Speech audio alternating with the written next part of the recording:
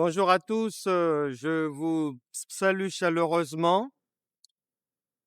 Il est 15h15 ici à Paris Gare de Lyon et je vous partage l'environnement dans lequel je me trouve, Paris, Gare de Lyon, et lieu où va se dérouler notre livraison spirituelle du jour. Voilà, à Paris, Gare de Lyon. Nous y sommes.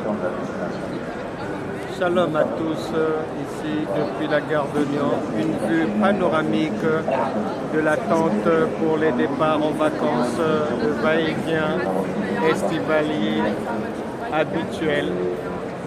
Voilà les amis, mais soyez bénis. C'est une nouvelle livraison spirituelle depuis Paris, Gare de Lyon.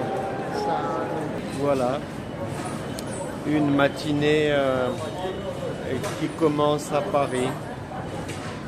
Les transports en commun bien animés. Ça bouge.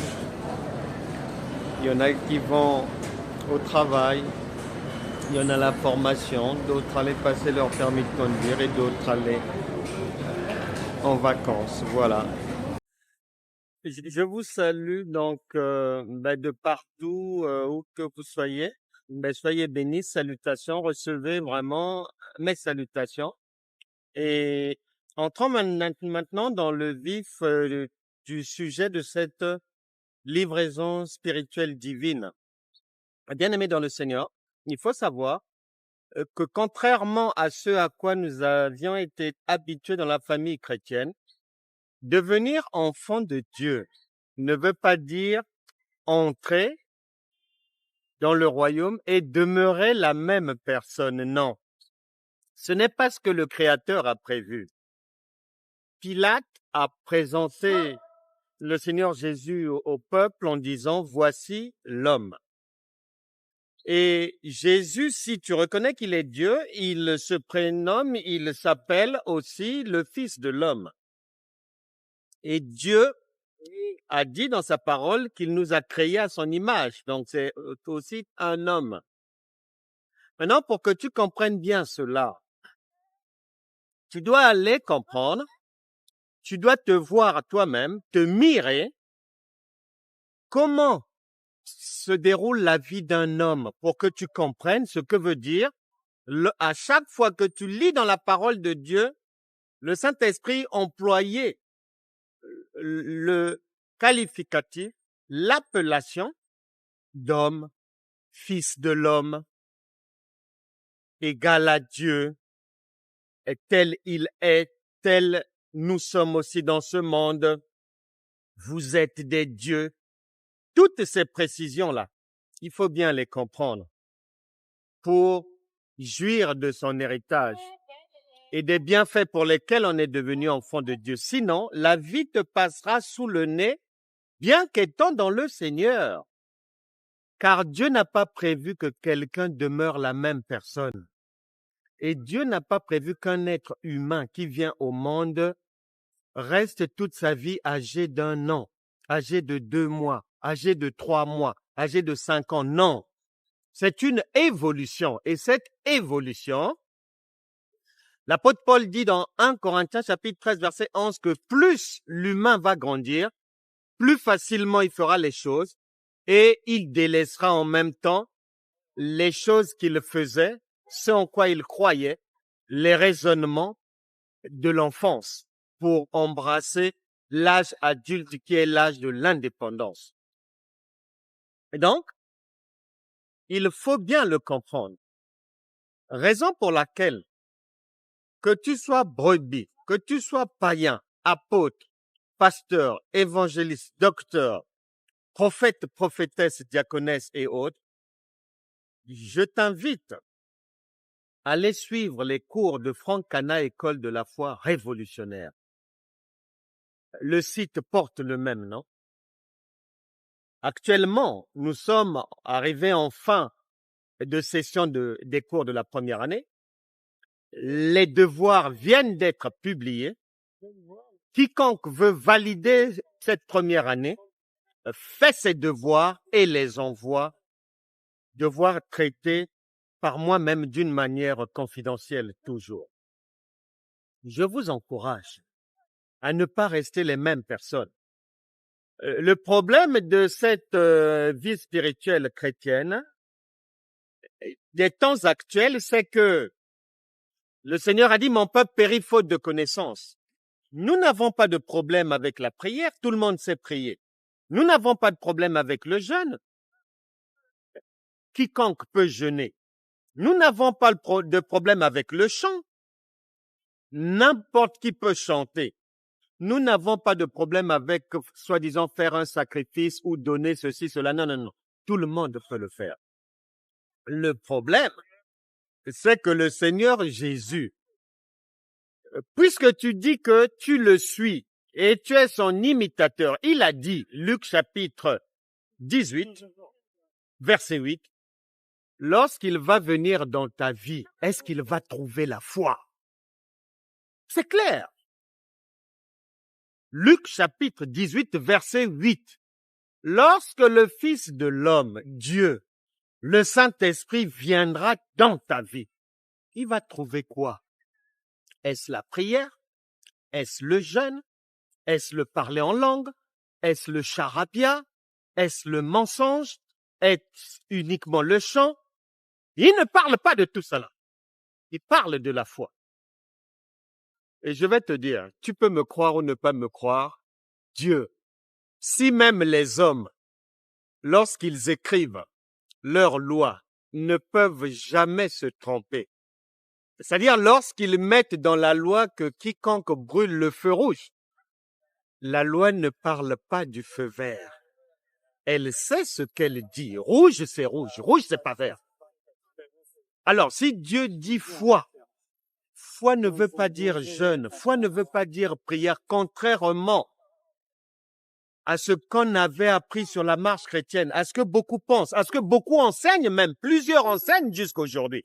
Raison pour laquelle Jacques chapitre 3, verset 1, le Seigneur dit qu'il n'y ait pas beaucoup d'enseignants parmi vous, mes frères. Parce que la parole de Dieu, faut savoir la transmettre. Mais avant de transmettre, faut savoir la comprendre. Et pour comprendre, faut être à même de l'interpréter. Sinon, comme la plupart du temps, tu serviras la mort aux gens, les maladies, le tourner en rond. L'objectif de Dieu est que tout un chacun aille de l'avant et que sa vie puisse grandir, sa vie spirituelle puisse grandir comme la vie d'un homme. C'est prévu comme ça. Et comme plusieurs ne comprennent pas cela, beaucoup de chrétiens sont arrivés dans le Seigneur, ça fait 15 ans faisant les mêmes choses, faisant les mêmes jeûnes, ajoutant des prières, les jeûnes, les mêmes choses des enfants jusqu'aujourd'hui. C'est pour ça que tu souffres peut-être aujourd'hui. C'est pour ça que la maladie ne te quitte pas. C'est pour ça que les enfants ne te parlent même plus. Tu as prié, jeûné pour que les enfants reviennent vers toi. Mais le Saint-Esprit ne va pas les faire revenir. Pourquoi? Parce que tu n'es pas dans la vérité. Attention, hein? Le Seigneur dit 1 Jean, chapitre 2, versets 4 à 6, que quiconque n'est pas dans la vérité, il est dans le mensonge comme le père du mensonge, le diable. Sache, bien-aimé, quand Dieu dit que le diable est le père du mensonge, et il dit que quiconque n'est pas avec lui, ça veut dire quiconque ne comprend pas ce qu'il a dit. Ça veut encore dire quiconque n'imite pas réellement le Seigneur Jésus. Parce que devant la difficulté de quelqu'un, prenons la femme à la perte de sang, souffrant d'hémorragie depuis 12 ans, Luc chapitre 8 à partir du verset 41, ou encore le centenier romain, en Matthieu chapitre 5, arrivé au verset 13, le Seigneur lui dit, après avoir entendu ce qu'il avait à dire, comment il avait compris l'enseignement de Jésus pour lui permettre d'avoir la guérison de son serviteur. Et lorsque Jésus écoute, mais au verset 13, et en Matthieu chapitre 5, verset 13, il lui dit, Matthieu chapitre 8 plutôt, verset 5 à 13, au verset 13, il lui dit, va qu'il te soit fait selon ta foi. Et à la femme à la perte de sang, en Luc chapitre 8, à partir du verset 41, descendez jusqu'au 43, mais là-bas, il va lui dire que ta foi t'a guéri. Et à Bartimée, il lui dira ta foi t'a sauvé. Donc, lorsque Jésus dit que c'est la foi et que toi tu mettes, soi-disant le jeûne, soi-disant la prière, que tu cherches à traficoter ce que Jésus dit, enseigne, et pratique, et fait, et te demande de pratiquer comme lui pour être son imitateur, lorsque tu fais autre chose, tu es dans le mensonge. Et c'est pour ça que beaucoup souffrent. Je rencontre partout des gens en souffrance, des chrétiens. Soit ce sont des souffrances maritales. Ajoutez à cela les souffrances de la séparation avec les enfants. Ajoutez à cela les souffrances des difficultés au travail ou liées au chômage. Beaucoup de souffrances. Mais les gens jeûnent, les gens prient sans résultat. Les maladies, n'en parlons même pas. Eh bien, le Saint-Esprit me charge de te dire aujourd'hui, vérifie bien de ce côté-là, 2 Corinthiens chapitre 13, verset 5. Est-ce que tu marches comme Dieu? Est-ce que tu imites vraiment le Christ? Parce que si tu ne le fais pas, la vérité n'est pas en toi et tu es dans le mensonge. Et beaucoup, malheureusement, d'enseignants sont dans le mensonge, beaucoup de brebis. Et les difficultés de leur vie s'expliquent certainement par là. Essayez de vérifier là-bas. Parce que la connaissance des choses spirituelles, la connaissance de notre évangile, la connaissance de notre héritage en Christ est de niveau trop faible parmi les chrétiens, d'où la souffrance. Les gens jeûnent, prient continuellement, jeûne de 40 jours, jeûne de 21 jours, jeûne de 3 jours, on passe au jeûne de 12 jours, on revient, rebelote, on reprend, jeûne de 40 jours. Et c'est un remue-ménage permanent, mais sans résultat. Le cancer est toujours là, le diabète est toujours là, les difficultés sont toujours là. Mais quelqu'un me rendait témoignage il y a à peine 2 jours ici à Paris. Une dame, longtemps chrétienne réveillée, beaucoup de jeûnes, beaucoup de prières. Elle a tellement fait, mais constatant des drames successifs, la perte d'un petit-fils, suivi par un divorce, suivi par un enfant malade, la répétition du mal, la répétition des drames, mais résultat des courses, eh ben, on me rendait le témoignage, ça fait 2 ans, elle a rebroussé chemin, elle a quitté l'église locale dite réveillée pour repartir chez les témoins de Jéhovah, n'ayant pas vu Dieu en étant chrétienne réveillée agir dans sa vie. Or, la Bible déclare, mon peuple périt faute de connaissance. Sans problème, c'est pas un changement de lieu. Sans problème, c'est pas un changement de théorie spirituelle ou chrétienne. Non, c'est un problème de connaissance. Là où elle est partie, s'il n'y a pas aussi la connaissance, si les enseignements ne ressemblent pas à un enfant en train de grandir et qui devient indépendant après 3 ans et demi, 3 ans et demi d'enseignement, comme le Seigneur Jésus a enseigné, si la personne reste une chrétienne, un chrétien enfant, ça ne donnera rien, même si tu fais 10 000 églises locales. Et ça ne sert pas d'accuser ton pasteur.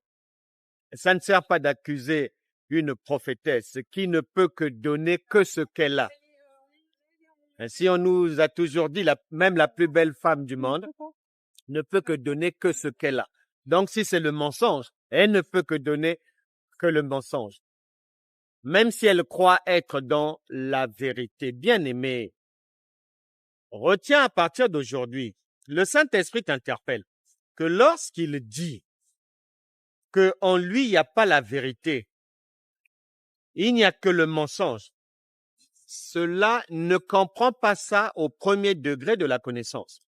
Ne comprend pas le parler de Dieu en français. Non, c'est par révélation. Cela veut dire que tous ceux qui ne font pas, ne disent pas, ne pratiquent pas ce que Jésus a dit, eh ben, sont dans le mensonge et leur père, c'est le diable, malheureusement.